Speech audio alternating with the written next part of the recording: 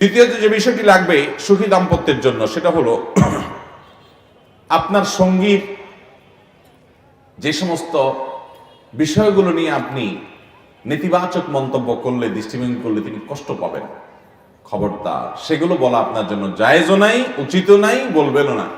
বরং তার সে পয়েন্টগুলোতে আপনি খুব সিরিয়াস হবেন এবং দায়িত্বশীলতার পরিচয় দিবেন। যেমন ছেলে হলে আপনি মেয়ে পক্ষের কি দেখবেন? মেয়ে পক্ষের মেয়ের বাপ, মেয়ের মা, মেয়ের ভাই বোন, অর্থাৎ আপনার শ্বশুরবাড়ির লোকজন, তাদের প্রশংসা করবেন। তাদের নিশ্চয়ই কিছু ভালো গুণ আছে, আছে না নাই? কিছু না কিছু তো আছে। তো শুধুমাত্র ঘন ঘন ওই গুণগুলো বলবেন যে আমার শ্বশুর আব্বা, যে তোমার আব্বা মাশাআল্লাহ, এই জিনিসটা তোমার আব্বার খুব ভালো লাগে আমার কাছে, তোমার ভাইটার ওই গুণটা আমার খুব ভালো লাগে। আমাদের অনেক পুরুষরা আছে ব্যাককল, শুধু শ্বশুরবাড়ির বদনাম শোনা বউয়ের কাছে। এগুলোর নাম হলো ব্যাককল পুরুষ। আরে ঘর ঠিক তো দুনিয়া ঠিক। স্বরাষ্ট্রমন্ত্রী যদি ঠিক রাখতে চান, ঘরওয়ালিরা যদি ঠিক রাখতে চান, তাহলে সেই ক্ষেত্রে বেশি বেশি শ্বশুরবাড়ির তারিফ করবেন। বউকে খুশি করার জন্য এর চেয়ে কার্যকর কোনো ওষুধ আছে কিনা আমার জানা নেই। সবচেয়ে শর্টকাট ওয়েতে বউকে খুশি করবেন। কিসের তারিফ করবেন? বেশি বেশি শ্বশুরবাড়ির তারিফ করবেন, যে আমার শাশুড়ির রান্নাটা উফ মাশাআল্লাহ, তুমি আমার কাছে বেশি বেশি থাকবা, রান্না শিখবা। আর আমার শ্বশুর মাশাআল্লাহ, ওনার এই গুণটা আমার এত ভালো লাগে, তোমার এই ভাইটা, তোমার এই বোনটা, তোমার ভগ্নিপতিটা মাশাআল্লাহ। যত বেশি ওই বাড়ির মানুষের তারিফ করবেন, প্রশংসা করবেন। আবার দেখেন মা বোনের সামনে করে মাইদুর খাইয়েন না। এটা জায়গা বুঝা সুবিধা মতো বেশি বেশি করে প্রশংসা করবেন। আসলেই দিল থেকে তাদের ভালো গুণটাকে আপনি দেখার চেষ্টা করবেন। এটা শুধু পাম্পট্টি দেওয়ার জন্য না, ভেতর থেকেই তাদের গুণগুলাকে উপলব্ধি করার চেষ্টা করবেন এবং সেগুলো স্ত্রীর সাথে শেয়ার করবেন। অনেক পুরুষ আছে এরা নিজেদেরকে শেয়ানা মনে করে। আমি মনে করি এগুলো বলদ নাম্বার 1। সেগুলো কোনগুলো জানেন? সেগুলো হলো শ্বশুরবাড়ির অনেক ভালো গুণ আছে, ওইটা ভিতরে রাখে। উনি বড় শুধু খোঁচায়, দোষগুলা শুধু বলে, আর দোষ ভিতর ভালোগুলো জানে। উনি মনে করেন নিজের শেয়ানা, উনি হলো বেকুব নাম্বার 1। দোষগুলা সব ভিতরে রেখে হজম করে ডুব গিলে ফেলবেন। ওইগুলো বউরে খবরদার কোনোদিনও বলবেন না। সবসময় কি বলতে হবে? গুণ বলতে হবে। অনেক অমানুষ পুরুষ আছে বউদেরকে কি বলে খোঁচায়, তোমার আব্বা তো ঈদে আসলো না, তোমার মা কতদিন হয়েছে একটু ফোন দিল না, তোমার বাচ্চাটা হলো, তোমার ভাইটা একটু আসলো না, তোমার এই অসুখ বিসুখ হইলো, তোমার বোনটা একটা আবার ফোন দিল না। এই কাজ অনেক পুরুষ করে কি করে না? এই পুরুষগুলোকে পাও বেঁধে ঝুলায় পিটানো উচিত। কেন জানেন? ওই ভদ্র মহিলার বাপ মা যদি তার হক আদায় না করে, তারা দেখতে আসলো না, তার খাতির যত্ন করলো না, তার ফোন দিল না, তার জন্য হাদিয়া তোফা দিল না, তাহলে ভদ্র মহিলার কি কষ্ট হয় না ভালো লাগে? এগুলোর কারণে কষ্ট হয় না? যে আমার আব্বাটা ফোন দিল না, আমার আম্মাটা অনেকদিন হলো একটু আসলো না, একটু খোঁজ খবর নিল না, আমার ভাই বোনগুলো একটু আসে না, আমার শ্বশুরবাড়িতে আমার মুখটা উজ্জ্বল হয় না, আমার নিজেও পরের ঘরে পড়ে আসি, পরের সংসারে আসছি, নতুন দাম্পত্য জীবন শুরু হয়েছে, তারা একটু আসবে, সেভাবে আসে না। তার মনে কষ্ট আছে না নাই? ওই মনে কষ্ট থাকার পর আপনি যদি আরো খোঁচান তারে, তাহলে কি তার সুখ বাড়বে না দুঃখ বাড়বে? তাহলে সেক্ষেত্রে কোনো ভদ্রলোক, মুসলমান তো বটেই, কোনো ভদ্র মানুষ কোনোদিন তার স্ত্রীকে এগুলোর জন্য খোঁচাখুচি করতে পারে? বরং একজন ভালো মানুষের কাজ হবে, স্বামীর কাজ হবে স্ত্রীকে সান্ত্বনা দেওয়া, যে দেখো তোমার বাপ মা হয়তো ব্যস্ত, খবর নিতে পারে নাই, আর সবাই একরকম হয় না, সবাই ফোন করার অভ্যাস নাই, বাদ দাও, এগুলো কোনো ব্যাপার না, আরে আমরা আসিনি, আল্লাহ রহমতে ঠিক হয়ে যাবে এগুলো ইনশাআল্লাহ, সমস্যা নেই, এই সমস্ত বলতে হবে। তাহলে কি হবে? স্ত্রী চিন্তা করবে আমার দুঃখের কথাটা আমার স্বামী বুঝছে। বেশিরভাগ স্বামীদেরকে দেখবেন, বা একটা বড় অংশ স্বামী আছে, বেশিরভাগ না হোক, যে শ্বশুরবাড়ির বিষয় আসে নিয়ে বউরে খোঁচায়, আছে না নেই? ভাইরা আমার, একই কথা মহিলাদের জন্য প্রযোজ্য।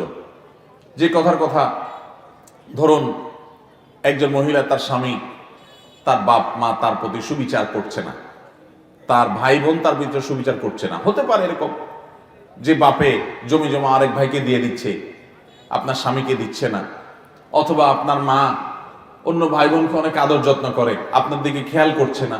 আপনার ভাই বোনরা তাদেরকে অনেক লালন পালন করছেন, অনেক ভরণ পোষণ দিচ্ছেন, তাদের পড়ালেখা করাইছেন, টাকা পয়সা খরচ করছেন, এখন তাদের দিনকাল ভালো, তারা আপনার দিকে তাকায়ও না। এরকম হতে পারে কি পারে না? তখন অনেক মহিলা আছে এগুলা দিয়া স্বামীকে এগুলো অস্ত্র হিসেবে পায়, এক একটা আলপিনের মতো খোঁচায় বা স্বামীকে এগুলো দিয়ে কি করে খোঁচায়, যে তোমার বাপটা কোনো মানুষ, তোমার মা এটা কোনো কাজ করলো, তুমি কত কিছু করলা তাদের জন্য, ওরা তোমার বাচ্চার দিকে তো তাকাইলো না, মানুষ এত অমানুষ হয়। এই মহিলা হলো ব্যাককল মহিলা। এই মহিলার নাম কি মহিলা? নির্বোধ মহিলা। বুদ্ধিমান মহিলা হলে সে তার স্বামীকে সান্ত্বনা দিবে, আরে বাদ দাও, এই সমস্ত ভুলে যাও, তোমার ভাই ব্রাদার তোমার দিকে লক্ষ্য করছে না, তাতে কি হয়েছে, তোমার লক্ষ্য করার মানুষ অভাব আছে, কেউ লাগবে না, আল্লাহ যথেষ্ট আমাদের জন্য, টেনশন করবা না। আর আম্মা আব্বা ওনারা বুড়া মানুষ, ওনাদের অনেক ভুলভাল হয়, আল্লাহ ওনাদেরকে মাফ করুক, মানুষ বয়স হয়ে গেলে অনেক উল্টা পাল্টা হয়, এগুলো এত মাথা রাখতে হয় না, কোনো দরকার নাই, আল্লাহ ভরসা, আমাদের আল্লাহ হলে চলবে, কিচ্ছু লাগবে না। আরে আমরা তো দুজন দুজনের ভালোবাসি, আমরা তো ঠিক আছি, জগৎ উল্টে যাক, কিছু আসে যায় না। এটা একজন সৎ স্ত্রী, একজন নেককার স্ত্রী তার স্বামীকে বলবে। কিন্তু অনেক মহিলা আছে নামাজ কালাম পড়ে, বোরকাও পড়ে, কোরআন তেলাওয়াত করে, তাসবিহ তাহলিল করে, কিন্তু স্বামীকেও নিয়মিত খোঁচায়। ভাইরা আমার, দিনদারিতা শুধুমাত্র এই কপালে দাগ ফেলানোর নাম না, দিনদারিতা শুধুমাত্র দাড়ি লম্বা করে ফেলার নাম না, এগুলা দিনদারিতা, কিন্তু এগুলোর পাশাপাশি আমাদের আচরণটা সুন্দর করতে হবে, তখন আমরা পরিপূর্ণ দিনদার হতে পারবো ইনশাআল্লাহ। অতএব ভাইরা আমার, দাম্পত্য জীবনে এই সুখী হওয়ার জন্য দ্বিতীয় পয়েন্টটা খুব গুরুত্বপূর্ণ, যে আমার সঙ্গীকে কোন কথাটা বললে তার আঘাত হবে, তার দুর্বলতার জায়গাগুলো কি, সেগুলোকে টাচ না করা, স্পর্শ না করা, বরং সেগুলো তার সান্ত্বনা দেওয়া। স্বামী স্ত্রীকে, স্ত্রী স্বামীকে, পরস্পর পরস্পরকে। আর স্বামী হিসাবে বিশেষভাবে ওই যে বললাম, শ্বশুরের লোকদের তারিফ করবেন, যত বেশি শ্বশুরের লোকদের তারিফ করবেন তত বেশি দেখবেন আপনার স্ত্রী আপনার অনুগত থাকবে, সম্পর্কটা ভালো থাকবে। আপনি স্ত্রীকে দিয়ে, শুধু স্ত্রীর কথা বলবো না, স্বামীর ক্ষেত্রে একই কথা, দাম্পত্য জীবনে পামপট্টি দেওয়া জায়েজ আছে। দাম্পত্য জীবনে পামপট্টি দেওয়া কি আছে? একজন মুসলমানের চরিত্রে মানুষকে বেহুদা পামপট্টি দেওয়া এমনি ভালো কোনো গুণ না, এটার মুদাহানাত বলে, তেল মারা বলে, বুঝতে পারছেন? এটা এমনিতে ভালো গুণ না, কিন্তু স্বামী স্ত্রীর জন্য এটা ভালো গুণ না, এটা জায়েজ আছে। একটু ঘুরায় ঘুরায় বললেও জায়েজ আছে। আপনি যে আপনার বউকে বলেন যে তুমি চাঁদের চাইতেও সুন্দর, কিসের চাঁদ, আরে বাদ দাও চাঁদ চাঁদ, বাসায় ঢুকে হঠাৎ করে লাইটটা বন্ধ করে দিলেন, আরে লাইট বন্ধ করছে, লাইট দরকার নেই, তুমি থাকতে লাইট একেবারে নিষ্প্রয়োজন, কোনো দরকার নেই। শরবত বানায়া চিনিটা না দিয়া বললেন যে আঙ্গুলটা ধুয়ে একটু চুবাই দাও, কারণ তুমি চুবাই দিলে আর চিনি লাগবে না, আল্লাহ তোমার মধ্যে এত মিশ্রতা দিয়ে রাখছে, মাশাআল্লাহ। ভাই আর কয়টা শিখাই দিব? এই যে দুইটা কথা বললাম, এই দুইটা আমার শেখানো না, ডক্টর আয়েজ আল কারনি, সৌদি আরবের জনপ্রিয় আলেমে দ্বীন, এই দুইটা পয়েন্ট, এই যে বাসা ঢুকলে লাইট বন্ধ করে দেওয়া আর চিনির মধ্যে আঙ্গুল চুবাই দেওয়া, এটা ওনার পরামর্শ। উনি কোন এক ইউনিভার্সিটিতে অনেক লোকের মধ্যে বক্তব্য দেওয়ার পর বলেছেন যে আমার এই পরামর্শ শুনে অনেক দম্পতি তাদের দাম্পত্য জীবনে সুখী হয়েছে, আমাকে পার্সোনালি তারা জানাইছে যে এই ওষুধ কাজ করছে। তো এখন দুইটা উনি শিখাই দিছে, আর বাকিগুলো আপনাকে বের করতে হবে, প্রশংসা করতে শিখতে হবে। অনেক স্বামী আছে, অনেক স্ত্রী আছে প্রশংসা করতে জানে না, প্রশংসা করতে জানে না। প্রশংসা যদি আপনি করতে না জানেন, আপনি কখনো দাম্পত্য জীবনে সুখী হতে পারবেন না। আপনাকে প্রশংসা করতে শিখতেই হবে। প্রশংসা প্রথম প্রথম করলে একটু, বিশেষ করে সারা জীবন দুর্নাম করছেন, এখন ওয়াজ শুনে যায় যদি বোর একটু পাম্পটি দেন, বলবে ব্যাপার কি, তুমি পাম দিতেছো আমারে, ওই মৌলবীর ওয়াজ শুনে। প্রথম প্রথম একটু বলবে, কিন্তু আপনি পাম বন্ধ করবেন না, এসব শুনে চালায় যাবে।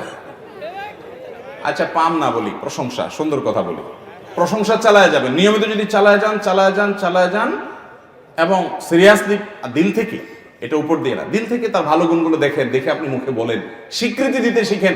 মানুষ স্বীকৃতি চায়। শুনেন, স্ত্রী এই কাজ করে না, ওই কাজ করে না, আপনার নাস্তা বানায় খাওয়ায় না, আপনার জামাটা গোছায় দেয় না, আপনার কথাটা শুনে না, তর্ক করে, হান করে, তান করে, বহু বদনাম করেন, তো আপনি নিজে কিছুদিন তার ভালো গুণগুলো খুঁটে খুঁটে বলা শিখেন, এগুলো প্রশংসাগুলো করতে শিখেন, এগুলো স্বীকৃতি দিতে শিখেন। নিয়মিত যখন এটা করতে থাকবেন, শুধুমাত্র প্রশংসা করে আপনি তাকে খুন পর্যন্ত করতে পারবেন। খুন করা বুঝেন, মানে তাকে দিয়ে সব করাতে পারবেন। একই কথা পুরুষদের বেলায় প্রযোজ্য। স্বীকৃতি দিতে হবে, কৃতজ্ঞতা আদায় করতে হবে। সবচেয়ে দাম্পত্য জীবনে অশান্তির মূল কারণ হলো অকৃতজ্ঞতা।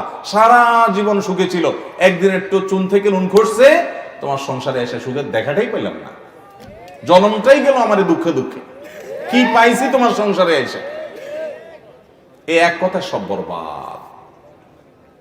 আল্লাহ রাব্বুল আলামিন আমাদেরকে দাম্পত্য জীবনে সুখী হওয়ার জন্য এই শর্তটিও মেনে চলার তৌফিক দান করুন। তাহলে নিজের সঙ্গীর, স্বামী স্ত্রী, যে আমরা বাংলা স্বামী বলি, স্বামী না, এটা সঙ্গী, সঙ্গী এবং সঙ্গিনী। আমরা বলি স্বামী, স্বামী মানে তো প্রভু, মালিক। কোরআন এবং সুন্নাহ আমাদেরকে স্বামী স্ত্রীকে পরস্পর, আমরা যাদেরকে স্বামী স্ত্রী বলি, আমরা বোঝার জন্য স্বামী স্ত্রী বলতেছি, এভাবে স্বামী স্ত্রী বলে নাই। কোরআন হাদিস বলছে জাওজ, জাউজা। জাওজ মানে হলো সঙ্গী, জাউজা মানে সঙ্গিনী, আমার লাইফ পার্টনার, আমার জীবনের সঙ্গী। কিন্তু আমাদের এই অঞ্চলে বিশেষ করে হিন্দু ধর্ম মতে আপনার অনেক কুসংস্কারচ্ছন্ন বিশ্বাস ছিল, সতীদাহ ছিল, অনেক কিছু ছিল, মানে স্বামী অনেকটা প্রভুর মতো ছিল। ইসলাম সেটা বলে না। ইসলাম বলে স্বামী স্ত্রী পরস্পর সঙ্গী। হ্যাঁ, একজনকে আল্লাহ রাব্বুল আলামিন আরেকজনের উপর অভিভাবক বানিয়েছেন, দায়িত্বশীল বানিয়েছেন। মানে এই না যে কেউ মালিক আর কেউ ভৃত্য, কেউ মালিক আর কেউ গোলাম, এরকম না, সঙ্গী। অতএব সে মানসিকতা নিয়ে চলতে হবে, একে অন্যের প্রশংসা করতে হবে। তাহলে দাম্পত্য জীবনে সুখী থাকার জন্য দ্বিতীয় পয়েন্টটা হলো, নিজের সঙ্গীর, জীবন সঙ্গীর যে সমস্ত দুর্বল জায়গা আছে সেগুলো নিয়ে ঘাটাঘাটি করা যাবে না, বরং তার ভালোগুলো বলতে হবে। তার বাবার বাড়ি, তার ভাই বোনের, তার মা বাপের ভালোগুলো বলতে হবে। এগুলো যত বেশি বলা বলি করা হবে, তত বেশি দাম্পত্য জীবনে সুখী হওয়া যাবে ইনশাআল্লাহ। নাম্বার 3, অন্যের সুখের মিথ্যা গল্প বলা যাবে না, এমনকি সত্য গল্প বলা যাবে না। সত্য গল্প বুঝেন? কোন বন্ধুর বাসায় খাইছেন, বন্ধুর বউ রান্না বাড়া করছে, ডাইলটা ছিল জোস, আইসা বাসায় বলে বললেন, আরে কি ডাইল খাইলাম, ব্যাস দিলেন আর কি আগুন দিয়া, দিলেন আর কি পেট্রোল ঢাইলা সংসারে। এগুলা নির্বুদ্ধিতা। বিশেষ করে অনেক স্ত্রীরা আছেন, স্ত্রীরা কি বেচারে রান্না বাড়া করে কষ্ট করে, তার কাছে কষ্ট লাগে এগুলো শুনতে, কিন্তু আমাদের এই বদভ্যাস আছে যে আমরা এগুলো করি। যথাসময় ওগুলো করবো না, যদি করিও সাথে সাথে আবার রিকভার করে ফেলতে হবে, যে ডাইলটা ভালো হয়েছে কিন্তু গোশতটা তোমার মতো হয় না, আবার মাশাআল্লাহ গোশতটা তোমার সেই। এখন সারাদিন শুধু মানুষেরটা শুনতে থাকবে, মানুষের তার কষ্ট লাগবে।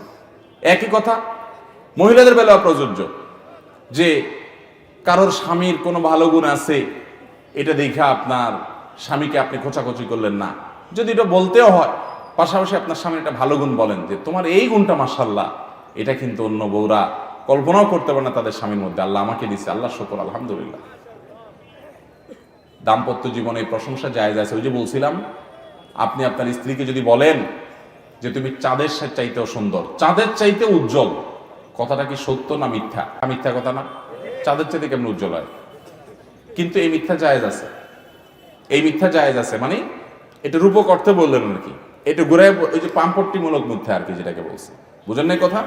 এটা জায়েজ আছে শুধুমাত্র দাম্পত্য জীবনের সুখের জন্য। আবার দেখেন, সব মিথ্যা যায় বউর সাথে মেরে দিয়েন না।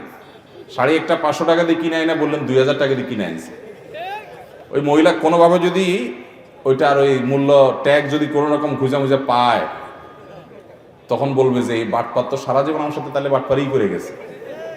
ওই রকম ডাহা মিথ্যা বলা যাবে না।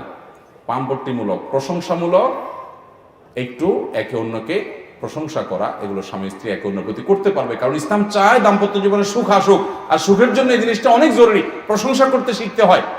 চেষ্টা করবো না ইনশাআল্লাহ আমরা, ভাইরা আমার। তাহলে তৃতীয় যে দাম্পত্য জীবনে সুখী থাকার জন্য জরুরি, সেটা হলো আরেকজনের সুখ দেখে সেটা বাড়িতে এসে বলা যাবে না। ওই যে আরেকজনের ডালটা খেয়ে ভালো লাগছে, বাড়িতে এসে ওটা গল্প বেশি দিতে যাবেন না। হালকা পাতলা যদি বলেও ফেলেন, পরে চিন্তা করলেন হায় হায় কি করলাম, তাহলে সাথে সাথে আবার রিকভার করে ফেলবেন। ঠিক একইভাবে ওই যে মহিলাদের কথাও বলছি, যে অন্যের সুখ, আর আমি এর আগে বলেছি বেশিরভাগ মানুষ এক্ষেত্রে মিথ্যা কথা বলে। বেশিরভাগ মানুষ আইসা আপনার কাছে গল্প দিবে তার বইয়ের, আরে জান্না দোস্ত তোর ভাবি সে কি রান্না, সে কি কেয়ারিং, সে কি ইয়া। আপনি ধরেই নিবেন যে বেটা অর্ধেকে বেশি শাহবাজি করতেছে, এটা বাতিলের ঘাটা। বেটা তোমার বউ জান্নাত থেকে উঠে নিয়ে আইসো, একের কোনো অভিযোগ নাই। নবী করিম সাল্লাল্লাহু আলাইহি সাল্লামের স্বামী স্ত্রীর মধ্যে যদি ভুল বোঝাবুঝি হয়, তোমার বউ নিয়ে একবার তুমি এত হ্যাপি, এই অতিরিক্ত গল্পবাজ, বউর ব্যাপারে অতিরিক্ত গল্পবাজ, এদের কথাকে ইগনোর করবেন, এদের কথা বাদ দিবেন, তাহলে আপনি সুখী থাকতে পারেন। আর যদি ওটাকে মাথা ক্যাচ করে নেন বোকার মতো, যে হায় হ্যাঁ রে, তাহলে আমার কপালে তো এরকম নাই, আমার বউটা তো এরকম না, তো শেষ। কথা কি বুঝাতে পারছি? তাহলে সুখে থাকার জন্য অন্যের সুখের মিথ্যা গল্প, এমনকি সত্য গল্প বাসায় এসে প্যান প্যান প্যান করে বউর কাছে বলবেন না, বউ স্বামীর কাছে বলবেন না। দেখবেন যে তাদের মধ্যে এটা আছে, আমাদের মধ্যে অন্যটা আছে, আলহামদুলিল্লাহ। নিজেরা খোঁজার চেষ্টা করবে। নাম্বার 4, ক্ষমা করতে জানতে হবে। একসাথে দুইটা মানুষ থাকতে গেলে টুনটান হতে পারে কি পারে না? পারে, শুধু না, হবেই, এটা নিশ্চিত। টুনটান হবে কি হবে না? হবে। তো হলে কি করতে হবে? ক্ষমা করতে জানতে হবে। বিশেষ করে স্বামীদের এক্ষেত্রে আরো বেশি করা লাগে। দুনিয়াতে একজন মানুষ আছে যে ভুল করবে না কিন্তু মাপ চাবে, তার নাম স্বামী। ভুল করবে না কিন্তু কি চাবে? মাপ চাবে। সরি, তাহলে আমারই ভুল হয়েছে, থাক। শুধুমাত্র একটু ভুলটা স্বীকার করেন, দেখবেন আগুনে পানি ঢেলে দিস। এরপর আপনি তার ভুলটা সুন্দর করে ধরায় দেন। সে যখন ঠান্ডা হয় দেখবেন যে সে এটা গ্রহণ করবে, কিন্তু আগে আপনাকে সারেন্ডার করতে হবে। মহিলারা চায় তার স্বামীটা তার সামনে পরাজিত থাকুক, পরাজিত, বিড়ালের মতো থাকুক। আর অনেক স্বামী আছে বেকুব, সারা দুনিয়াতে বিড়ালের মতো মেওয়া করে আর বাসায় এসে বাঘ সাজে। আরে ভাই, সারা জীবন বাঘ, বাইরে বাঘ সাজবেন সারা দুনিয়াতে, কিন্তু বাসায় আসতে বিড়ালের মতো হয়ে যাবে। তাহলে সুখে থাকতে পারবেন? আর তা না হলে মায়ের একটাও নিচে পড়বে না, সব পিঠে পড়বে। কথা কি বুঝাতে পারছি? এবং একই কথা আমার বোনদেরকে আমরা বলবো, ক্ষমা করতে জানতে হবে। স্বামীরও ভুল হতে পারে, ক্ষমা করতে জানতে হবে। এবং তেড়ামি করা যাবে না। অতিরিক্ত তেড়া মানুষ কখনো সুখী হতে পারে, মানুষ হিসেবে কষ্ট হতে পারে, জেদ হতে পারে, দুঃখ হতে পারে, ক্ষমা করে দিতে হবে। আপনার সঙ্গী সে একটু বেশি রাগী, তাহলে আপনি মাথায় রাখেন যে সে রাগী, এবং হিসাব নিকাশ করে চলেন, এবং সবকিছু নিয়ে বাড়াবাড়ি করে না। কিছু হইলেই আপনি একবার সিরিয়াস হয়ে যাবেন, এটা উচিত না। আশরাফ আলী থানভী রহমতুল্লাহ আলাইহির কাছে এক লোক আসছে, এসে বলছে, হুজুর, আমার বাসায় বউটা এমন জ্বালাতন করে, বাহির থেকে সারা দুনিয়ার পেরেশানি সব কিছু মাথায় নিয়ে বাড়িতে আমি এসে ঢুকি, ঢুকার পরে আমার বউ আমার সঙ্গে যুদ্ধ শুরু করে দেয়। বকা জকা, ঢুকতে দেরি, আমি ব্যাগটাও রাখতে পারি না, জামাটাও খুলতে পারি না, তার আগে সে আমার সাথে এই হান করলাকেন, তান করলাকে, ওইটা হল না, মানে ঘেউ ঘেউ ঘেউ ঘেউ শুরু করে। তার অত্যাচার আমি থাকতে পারি না, কি করবো, আমাকে বুদ্ধি দেন।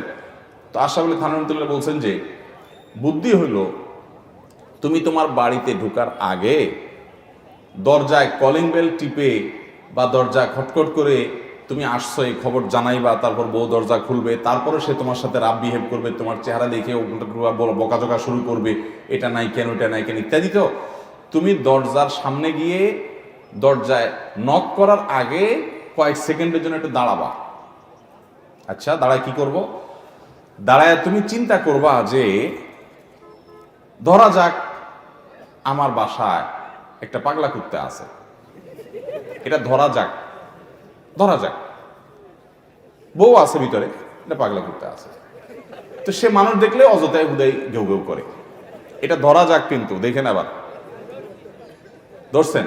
তো থানভী বলছেন যে এটা ধরে নিবেন, এটা ধরে নিয়ে আপনি কয়েক সেকেন্ড অপেক্ষা করে এরপরে বিসমিল্লাহ বলে দরজা নক করবেন। নক করার বা খোলার পর যদি যুদ্ধ শুরু হয়ে যায়, তো সাথে সাথে আপনি ওই কল্পনার জগতে চলে যাবেন যে আগে ধরে নিছি যে ওইটাই।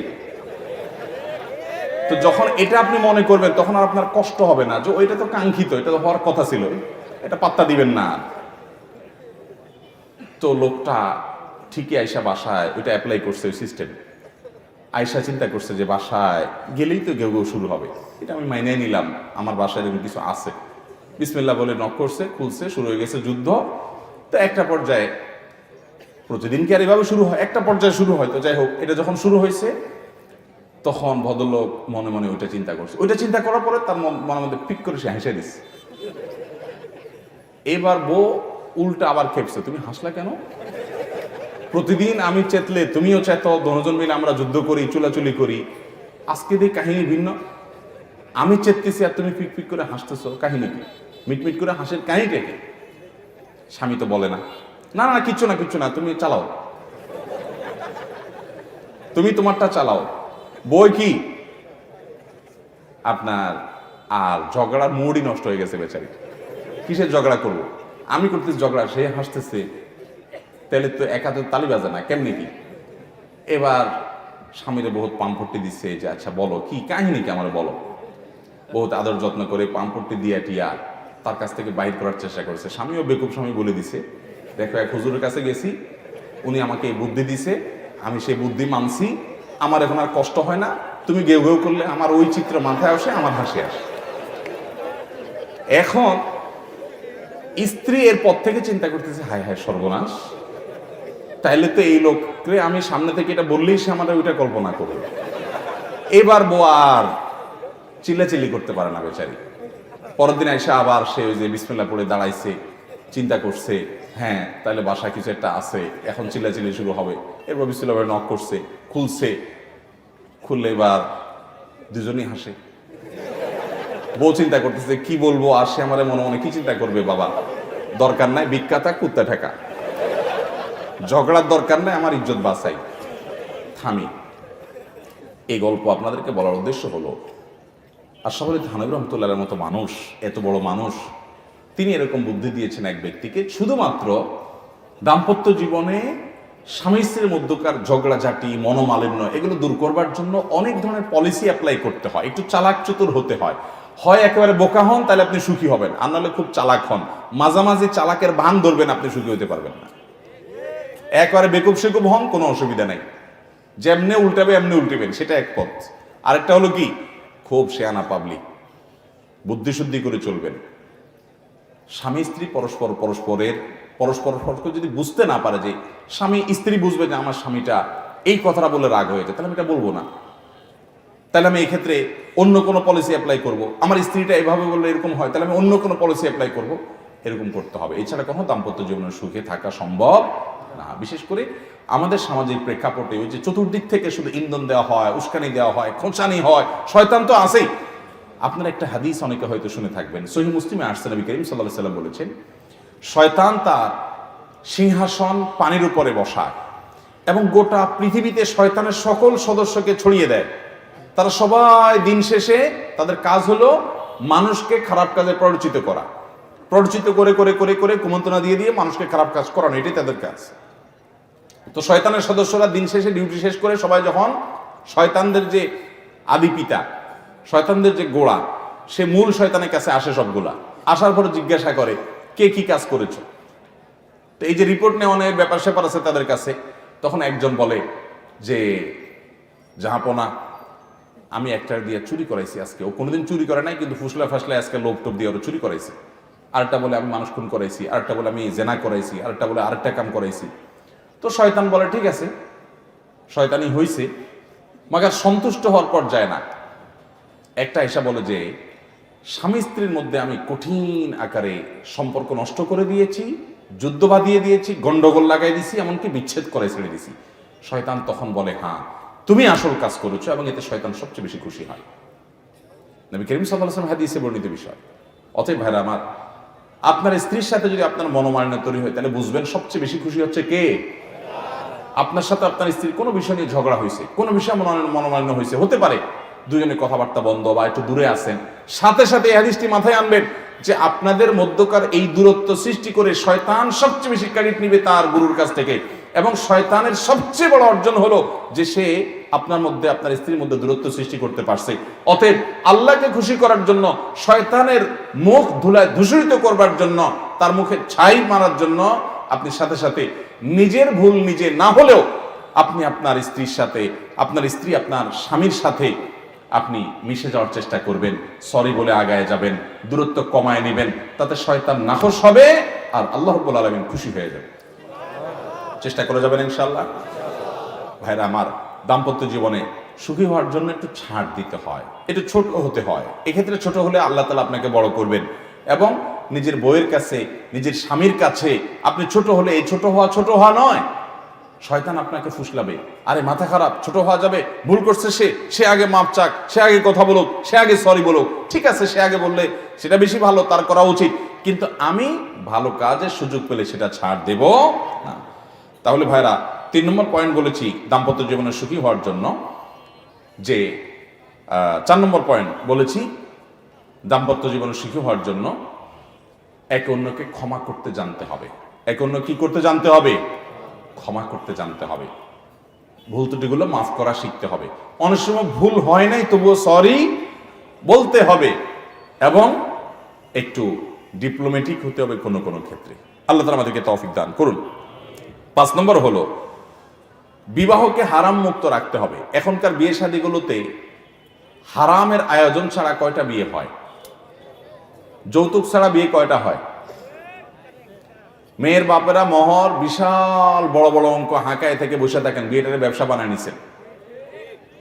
ছেলেরা তাদের বিয়ে উপলক্ষে ব্যান্ড পার্টি, ডিজে পার্টি এনে গান বাজনা বাদ্যযন্ত্র হারামের বহু উপাদান দিয়ে তারপর বিয়ে শাদী করে। গায়ে হলুদের নামে, অমুকের নামে, তমুকের নামে নারী পুরুষ ঢলাঢলি, মাখামাখি, বেপর্দা, অশ্লীলতা, হারাম, এগুলো বিয়ের শাদীতে আজকাল অহরহ হয় কি হয় না? এগুলোর কারণে যে বিয়ের শুরুতেই হারাম হয় সেখানে আল্লাহ তাআলা বরকত রাখবেন। এই জন্য দাম্পত্য জীবনের সুখী হওয়ার জন্য বিবাহকে হারাম মুক্ত রাখতে হবে। যে যুবকরা যারা বিয়ে করেন নাই, পরিকল্পনা করবেন যে আমার বিবাহ হবে সম্পূর্ণ হারাম মুক্ত, আমার বিয়েতে কোনো হারাম থাকবে না, কোনো বাদ্যযন্ত্রের ব্যবহার, কোনো গান, কোনো ডিজে পার্টি, কোনো ব্যান্ড পার্টি, কোনো যৌতুক, কোনো মানুষের কষ্ট দেওয়া, কোনো বরযাত্রী যাওয়া, এগুলো হবে না। বরযাত্রী বুঝেন তো কোনটা? নিজের 14 গোষ্ঠী আত্মীয় স্বজন, গ্রামের 200, 300, 400 মানুষ নিয়ে মেয়ের বাপের বাড়িতে যায় বেহায়ার মতো, চাঁদাবাজির মতো যায় খাইয়া আসা, এটারে বলে কি? বরযাত্রী। আপনারা নাম দিয়েছেন বরযাত্রী, আর আমি নাম দিয়েছি এটার বরযাত্রী। শরীয়ত বিয়ে উপলক্ষে একটা খানার কথা বলছে, সেটা ছেলে খাওয়াবে, বিয়ে করার পর স্ত্রীকে উঠে নিয়ে আসছে, বাসর হয়েছে, ওলিমা খাওয়াবে সবাইরে। আপনার আত্মীয় স্বজন যত দরকার সবাইরে খাওয়ান। আপনার আত্মীয় স্বজন ওই মেয়ের বাপেরে খাওয়াইতে বাধ্য করতেছেন, এটা কোন চাঁদাবাজি? আত্মীয় আপনার খাওয়াবে ওই বেচারা, তার কি ঠেকা পড়ছে? এজন্য এই বরযাত্রী মুক্ত বিবাহ, ডিজে পার্টি মুক্ত বিবাহ, ব্যান্ড পার্টি মুক্ত বিবাহ, যৌতুক মুক্ত বিবাহ এবং অন্য যত হারাম আছে, এই যে গায়ে হলুদ, গায়ে মরিচ ইত্যাদি ইত্যাদি, এই সমস্ত হারাম মুক্ত বিয়ে করতে হবে ইনশাআল্লাহ। যুবকরা চেষ্টা করবে তো ইনশাআল্লাহ? বিয়ে কয়বার হবে জীবনে? বেশি হলেও জায়েজ আছে, কিন্তু একবার করতেই তো অবস্থা খারাপ। সে একবারই যখন হবে সে বিয়েকে গুনাহ মুক্ত করার সংকল্প করতে হবে। ঠিক আছে তো ইনশাআল্লাহ? মুশকিল হলো যুবকরা নিজেদের বিয়েতে, ওই যে একটা কথা আছে না বাংলায়, যার বিয়ে তার খবর নাই, পাড়াপড়শির ঘুম নাই। বিয়ে করবা ভাই তুমি, তোমার ফুর্তি এত নাই, তোমার ছোট ভাই এসে বলবে, ভাগিনা এসে বলবে, ভাতিজা এসে বলবে, মামা, চাচা, ভাইয়া, বন্ধু এসে বলবে, দোস্ত আরে ব্যান্ড পার্টি ছাড়া হয় নাকি, আরে আমাদের ভালো লাগতেছে না, আরে তুমি বাধা দিও না, সব ক্ষেত্রে এত ইয়ে করে পারা যায় না, এত ইসলাম মাইনা পারা যায় না, ফুসলা ফাসলা তারা তোমরা দিয়ে আকাম করবে। তুমি আগে থেকে পরিকল্পনা করো যে আমার বিয়ে উপলক্ষে কোনো ডিজে পার্টি, ব্যান্ড পার্টি হতে দেব। একটা সভ্য সমাজে ডিজে পার্টি, ব্যান্ড পার্টির আওয়াজে আশেপাশে মানুষের ঘুম হারাম হবে, জীবন অতিষ্ঠ হবে, এটা কখনো কোনো সভ্য সমাজে গ্রহণযোগ্য হতে পারে। তোমার গান শুনতে মনে চাইছে, হেডফোন দিয়ে তুমি গান শুনতে শুনতে জাহান্নামে চলে যাও, কিন্তু তাই বলে আশপাশে মানুষের ঘুম হারাম করবা, সবাইকে বাধ্য করবা, এটা ইসলাম হতে পারে? এটা মনুষ্যত্ব হতে পারে? এমনকি কোরআনে কারীমের তেলাওয়াতেও আপনি যদি একেবারে হাই ভলিউমে আপনার বড় বড় বক্স ভাড়া করে এনে আপনি চালায় দেন, আশেপাশে সবাই মোবাইলে কথা বলতে পারে না, এত বিকট আওয়াজ হয়, এটা কি ইসলামে অনুমোদন করে? না, জায়েজ নাই ভাই। আল্লাহ রাব্বুল আলামিন এই অসভ্যতাগুলো থেকে আমাদেরকে বিরত থাকার তৌফিক দান করুন। কয়টা বিয়ে হয় এখন ব্যান্ড পার্টি, ডিজে পার্টি ছাড়া? বলেন। প্রায় শতভাগ বিয়েতেই হয়, ইল্লা মান রাহিমা রাব্বি, হাতে গোনা কিছু মানুষ শুধু বাদ থাকে। অতএব যুবকরা কারা কারা নিয়ত করছে যে আমার বিয়েতে কোনো ব্যান্ড পার্টি, ডিজে পার্টি করা হবে না? আল্লাহ তাআলা সবাইকে তৌফিক দান করুন। আপনার মাশাআল্লাহ মাশাআল্লাহ। তাহলে ভাই 5 নম্বর বলেছিলাম, দাম্পত্য জীবনে সুখী হওয়ার জন্য বিবাহকে হারাম মুক্ত করতে হবে। হারাম মুক্ত বিয়ে না করলে দাম্পত্য জীবনে সুখী হওয়া যাবে। হারাম মুক্ত বিয়ে করব, ঠিক আছে তো ইনশাআল্লাহ? হারাম মুক্ত বিয়ের আরেকটা পয়েন্ট বলি। আজকাল দেখা যায় কমিউনিটি সেন্টার ভাড়া করে ছেলেকে মূর্তির মতো সাজায় গোজায়, মেয়েকেও মূর্তির মতো সাজায় গোজায়া আটা ময়দা ইত্যাদি মাখায় টাখায় নিয়ে বসায় রাখে। এই যে বসায় রাখছে, আসরের পরে নিয়ে বসাইছে, এই বেচারারা ভূতের মতো রাত 12টা-1টার মতো বসায় রাখছে। এর অজু কেমনে করে বলেন? এই আটা ময়দার উপর দিয়ে অজু করলে হবে? উপরে পুরো স্তর পড়ে গেছে, লেয়ার পড়ে গেছে, তাহলে তার ত্বকে পানি পৌঁছে কেমনে অজু করতে পারে? অনেক নামাজি মানুষ আছে যে নামাজ পড়ে 5 ওয়াক্ত, কিন্তু বিয়ের দিন নামাজ পড়ে না, আছে না নেই ভাইরা আমার? এই যে হারাম, কয়টা হারামের কথা বলবো বিয়ের মধ্যে। আপনার বিয়ে উপলক্ষে আপনি বাধ্য করবেন যে না, আমার বিয়েতে অতিথি যারা আসবে তাদের নারী পুরুষ ঢলাঢলি করে মাখামাখি করবে, এটা হবে না। নারীদের জন্য আলাদা ব্যবস্থা থাকবে, পুরুষদের জন্য আলাদা ব্যবস্থা থাকবে। নারী পুরুষকে একত্র করে ফেলতে চায় শয়তান। কে করতে চায়? এই সমাজে শিক্ষার নামে, সংস্কৃতির নামে, বিনোদনের নামে, নানা নামে যারা নারী পুরুষকে মাখামাখি করায় ফেলতে চায়, তারা এই সমাজের শত্রু। তারা পরিবারগুলো সুখে থাকুক সেটা তারা চায় না।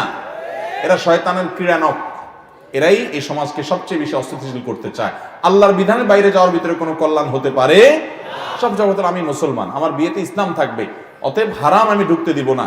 যৌতুক তো হবেই না, ব্যান্ড পার্টি বিজে পার্টিতে হবে, ডিজে পার্টিতে হবেই না, গায়ে হলুদ গায়ে মরিচের নাম দিয়া মহিলা পুরুষ ঢলাঢলিতে হবেই না, গান বাজনা ইত্যাদি এগুলো তো হবেই না। বিশেষ করে হারাম যেগুলো আমাদের সমাজে করা হয়ে থাকে মানুষকে অতিষ্ঠ করে।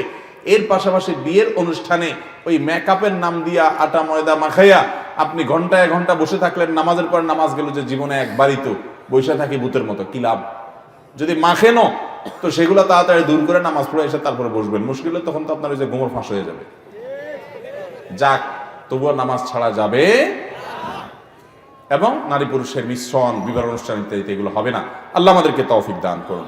তাহলে দাম্পত্য জীবনের সুখে থাকার জন্য 5 নম্বর শর্ত হলো হারাম মুক্ত বিবাহ। 6 নম্বর হলো স্বামী স্ত্রী পরস্পরকে সময় না দেওয়া আজকের যুগে দাম্পত্য কলহের অন্যতম কারণ। স্বামী স্ত্রী পরস্পরকে সময় দিতে হবে। কি দিতে হবে? সময় দিতে হবে। বাসায় ঢুকবেন মোবাইল টিপতে টিপতে, আবার বাইরে হওয়ার সময় মোবাইল টিপতে টিপতে বাইরে হবেন, আইসা ধপ করে বসে সোফার মধ্যে চেয়ারের মধ্যে বসে আবার মোবাইল টিপবেন, ফেসবুক ইউটিউব টিপবেন, হোয়াটসঅ্যাপ টিপবেন, টিকটক টিপবেন, ফেসবুকের কাগজে বন্ধুদের হক আদায় করবেন নিজের বউ থুইয়া। মনে রাখবেন এটা ইসলামে কখনো জায়েজ হতে পারে। এমনকি মহিলারাও আজকাল কি অবস্থা দেখা যায়, তার বান্ধবী নিয়ে, তারপরে বিভিন্ন সিরিয়াল নিয়ে এমন এঙ্গেজ হয়ে গেছে মোবাইল ফোনে। এই মোবাইল ফোনে যে অ্যাপগুলো আমাদেরকে বলতেছে সামাজিক অ্যাপ, এগুলো বেশিরভাগ আমাদেরকে অসামাজিক করে ফেলছে।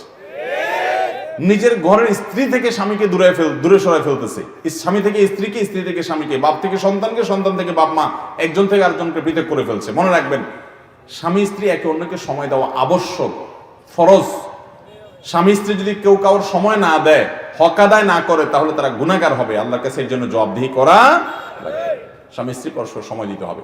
সময় দিলে অর্ধেক সমস্যা দেখবেন দূর হয়ে যাবে। আজকাল দাম্পত্য জীবনে অশান্তির একটা বড় কারণ হলো সময় না দেওয়া। অতএব আপনি বাসা আসলে তাকে সময় দিবেন, বাসার বাইরেও তাকে সময় দিবেন। আমাদের সবচেয়ে বেশি উত্তম আচরণের পাওয়ার হকদার হলো আমাদের স্বামী এবং স্ত্রী পরস্পর। স্বামীর জন্য স্ত্রী আর স্ত্রীর জন্য স্বামী সবচেয়ে বেশি ভালো আচরণ পাওয়ার হকদার। কিন্তু দেখা যায় সবচেয়ে বেশি ছেঁচড়ামি হয় এই দুজনের মধ্যেই। আছে না নাই? দোকানদারি করতেছেন, কাস্টমার আসছে মহিলা, সুন্দর করে চেয়ারটা পাইতে দেন, আপা বসেন, করেন কি করেন না? দোকানের ছেলেটাকে বলেন এই তাড়াতাড়ি আপার জন্য চা নিয়ে আয়। আপা কি লাগবে বলেন, খুব মিষ্টি মিষ্টি শুরু, তাই না? এর মধ্যে যদি বউটা ফোন দেয়, ফোন নম্বরটা দেখেই মেজাজটা গরম হয়ে যায়। আছে না অনেক এরকম? ফোন ধরে একটা ঝাড়ি, কি বলবা জলদি বলো, তোমার কোনো কাজ কাম নাই, সারাদিন একটু পর পর শুধু ফোন মারো, বেচা কেনা করতে পারি না। জি আপা বলেন কি, আছে না নাই? যে আপনার সবচেয়ে বেশি সুন্দর আচরণ পাওয়ার দরকার, তার সাথে সাথে করলেন ছেঁচড়ামি।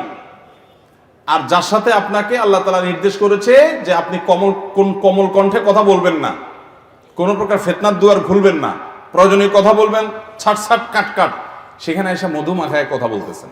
আছে না নাই? একই কথা মহিলাদের মধ্যেও আছে, আছে না? অন্য কোনো নাম্বার থেকে কোনো পুরুষ ফোন করছে, জি কে বলছেন বলেন ভাই, কে বলছেন, খুব সুন্দর করে। আর স্বামী ফোন দিছে, কি তোমার কাজ কাম নাই আজকে? এই খোঁচাখুচি গুলো পরস্পর করে কি করে না? ভাইরা আমার, নবী করিম সাল্লাল্লাহু আলাইহি সাল্লাম তার স্ত্রীদের সাথে তার সম্পর্ক ছিল অত্যন্ত সুনিবিড়, অত্যন্ত সুনিবিড়।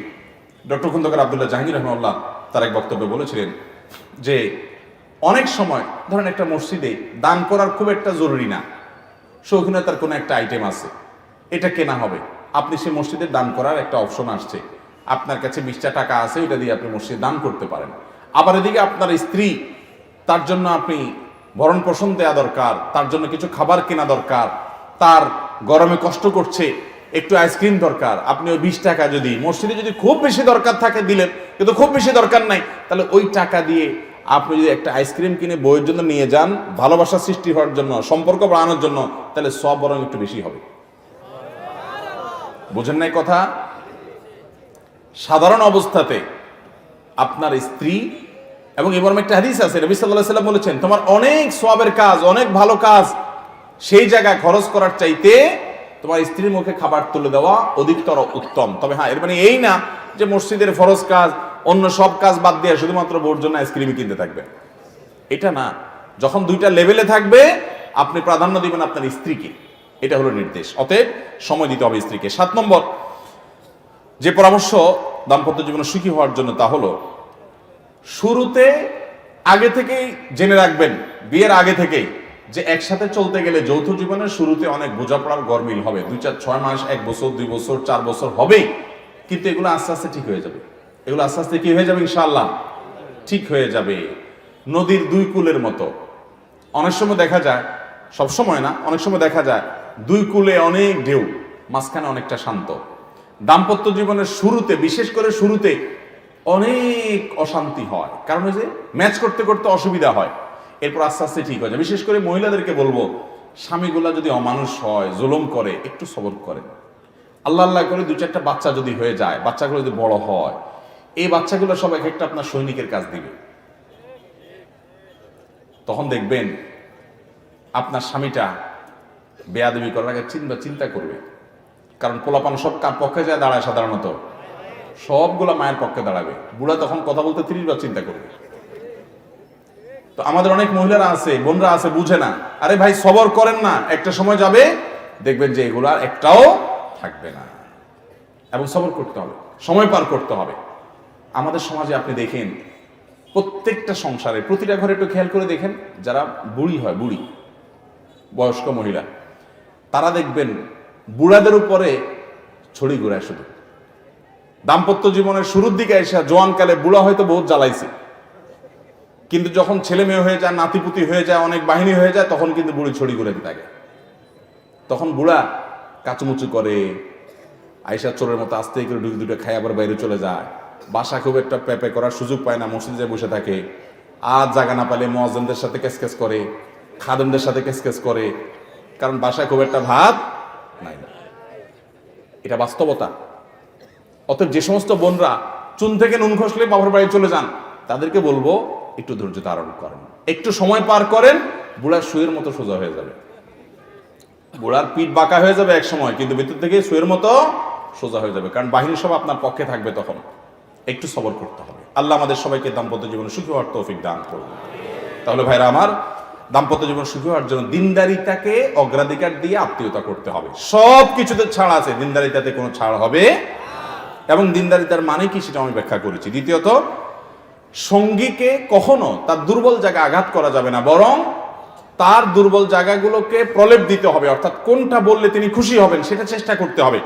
তৃতীয়ত, অন্যের সুখের মিথ্যা গল্প এটা টেনে এসে সংসারে অশান্তি করা যাবে না, যথাসম্ভব সেগুলো বলা বলি করা থেকে বিরত থাকতে হবে। চতুর্থত, একে অন্যকে ক্ষমা করতে শিখতে হবে। একসাথে থাকতে গেলে অনেক ঝামেলা হবে, এত সিরিয়াস হলে হবে না, এগুলো সবগুলোকে ক্ষমা করে সামনে আগাইতে হবে। 5 নম্বর হলো হারাম মুক্ত বিয়ে করতে হবে। বিয়ের মধ্যে হারাম কাজ থাকলে সে বিয়ে সুখী দাম্পত্য জীবন আপনাকে দিবে না। 6 নম্বর হলো সময় দিতে হবে। মনে রাখবেন, সময় দেওয়ার আপনার কর্তব্যের অংশ। আপনার জন্য এটা আল্লাহর পক্ষ থেকে নির্দেশ যে আপনার স্ত্রীকে আপনি সময় দিবেন। ওয়াশিরুহুন্না বিল মারুফ, এবং স্বামীর জন্য, স্ত্রীর জন্য আবশ্যক তার স্বামীকে সময় দিবেন। অনেক মহিলা আছে, তিনি অনেক দিনের কাজ করেন, দাওয়াতের কাজ করেন, তার স্বামীকে সময় দেওয়ার সময় নাই। আপনার জন্য দাওয়াতি কাজ করা জায়েজ নেই, যে দাওয়াতি কাজ আপনার স্বামীকে সময় দেওয়ার সময় আপনাকে দেয় না। এই জন্য একে অন্যকে সময় দিতে হবে। বিশেষ করে আজকের যুগে ফেসবুক, ইউটিউবের সময়, আমাদের বইয়ের সময়টাও মোবাইলে নিয়ে নিছে, মা বাবার সময়টাও মোবাইল নিয়ে গেছে, স্বামীর সময়টা মোবাইল নিয়ে নিছে, সন্তানের সময়টা মোবাইল নিয়ে গেছে, আল্লাহর সময়টাও মোবাইল নিয়ে নিছে। এটা রীতিমতো একটা মহা আপদে পরিণত হয়েছে। যারা মোবাইলের নিয়ন্ত্রণ করতে পারেন না, তাদের জন্য অনেক ক্ষেত্রে মোবাইল ব্যবহার করা জায়েজ নেই, গুনাহ হবে। যদি এটাকে নিয়ন্ত্রণ করতে না পারেন, তাহলে এটা ব্যবহার করা কি হবে না, জায়েজ হবে, ডাইরেক্ট হয়ে গেছে। অনেকে আছে দেখবেন ডাইরেক্ট হয়ে গেছে, রাস্তায় হাঁটতে হাঁটতে টিপতেছে, ঢুকতে ঢুকতে টিপতেছে, খাইতে খাইতে টিপতেছে, বাথরুমে যাইতে যাইতে টিপতেছে, আসতে আসতে টিপতেছে। যুবক পোলাপান দেখেন বাথরুমে গেলে সহজে বাইর হয় না, কারণ হলো মোবাইল সাথে নিয়ে গেছে। আল্লাহ তাআলা আমাদেরকে বোঝার তৌফিক দান করুন। 7 নম্বর হলো দাম্পত্য জীবনের শুরুতে অনেক অসুবিধা হয়, কিন্তু একটা পর্যায়ে এসে স্বামী স্ত্রী একে অন্যের সাথে ম্যাচ করে যায়। অতএব শুরুর সময়টা একটু বিশেষভাবে ধৈর্য ধারণ করতে হবে, আগে থেকে তার জন্য প্রস্তুতি নিতে হবে। একটু ঝামেলা হবে, তারপরও আমি সেটা মেনে নিব। আল্লাহ তাআলা আমাদের সবাইকে সুখী দাম্পত্য জীবন নসিব করুন। সুখী দাম্পত্য জীবন আল্লাহর দেওয়া দুনিয়ার সবচেয়ে বড় নেয়ামতগুলোর একটি। আবারও বলছি, আমাদের দেশে সুখী দাম্পত্য জীবনটা এখন সোনার হরিণ হয়ে যাচ্ছে, সোনার হরিণ হয়ে যাচ্ছে। আপনি অনেক বড় ব্যবসায়ী হয়েছেন কিন্তু বউ ম্যানেজ করতে পারেন নাই। আপনি মহিলা অনেক শিক্ষিত হয়েছেন কিন্তু স্বামী স্ত্রী দুজন মিলে সুখের সংসার করতে পারেন নাই, তো আপনি ব্যর্থ। আপনার জীবনের সবচেয়ে বড় সার্থকতা হলো যে সাংসারিক জীবনে, অর্থাৎ আপনার এই লৌকিক জীবনে, আপনার এই দুনিয়াবি জিন্দেগির সবচেয়ে বড় সফলতা হলো যে আপনার দাম্পত্য জীবনে আপনি সুখী হতে পেরেছেন। আল্লাহ আমাদেরকে তৌফিক দান করুন। বউয়ের সাথে স্বামীর সাথে যদি মা বাপ ইস্যুতে কামড়াকামড়ি হয়, আমি বিভিন্ন জায়গায় বলার চেষ্টা করি, সেখানে খুব বিচক্ষণতার পরিচয় দিবেন, বিচক্ষণতার পরিচয় দিবেন। মহিলারা অনেকে আছেন যে দেবর ননদ এদের সাথে স্বামীর সম্পর্ক থাকুক পছন্দ করেন না। আপনার পছন্দ না হোক তাও মুখ দিয়া বলেন উপর দিয়া, না না তোমার ভাইটার জন্য তুমি কিছু করো, মনে আপনার অনেক দুঃখ, তারপরও মুখ দিয়া বলেন সংসারের শান্তির জন্য। ঠিক একই কথা ওই যে স্বামীর জন্য প্রযোজ্য, যে আপনার মার ব্যাপারে আপনার বইয়ের অভিযোগ, আপনার বোনের ব্যাপারে অভিযোগ, আপনার ভাইয়ের ব্যাপারে অভিযোগ, বইয়ের অভিযোগগুলো উড়াই দিয়েন না সব সময়। মাঝে মধ্যে বলবেন যে হ্যাঁ তুমি যা বলছো যদি সঠিক হয়, একেবারে ভুল তো তুমি বলো না, কথা তো সত্য, এখন কি করব, আমার মা বোন না হলে উল্টে ফেলাইতাম আমি। এরকম যখন বলবেন তখন বউ চিন্তা করবে যে আমার স্বামীটা বেকুব বেচারা, সোজা মানুষটা ভালো, তবে কি সোজা, বেচারা যদি একটু চালাক হইতো তাহলে এগুলো সবগুলো সাইজ করে ফেলতে। একটু তাকে খুশি রাখার চেষ্টা করবেন। আর যদি বলেন হ্যাঁ আমার মার ব্যাপারে কেন কথা বললা, আমার বোনের ব্যাপারে কথা বললা, তো শেষ, শান্তির দেখা আর পাবেন। আল্লাহ তাআলা আমাদের সবাইকে বুঝার তৌফিক দান করুন এবং আল্লাহর কাছে দোয়া করতে হবে। সূরা ফুরকানের ৭৪ নম্বর আয়াত, রব্বানা হাব লানা মিন আজওয়াজিনা ওয়া যুররিয়াতিনা কুররাতা আয়ুন ওয়াজআলনা লিল মুত্তাকিনা ইমামা। আল্লাহ তাআলা আমাদের সবাইকে দুনিয়া আখিরাত উভয় জগতে সফল হওয়ার তৌফিক দান করুন। জাযাকুমুল্লাহু খাইরা ওয়া আখিরু দাওয়ানা আলহামদুলিল্লাহি রাব্বিল আলামিন।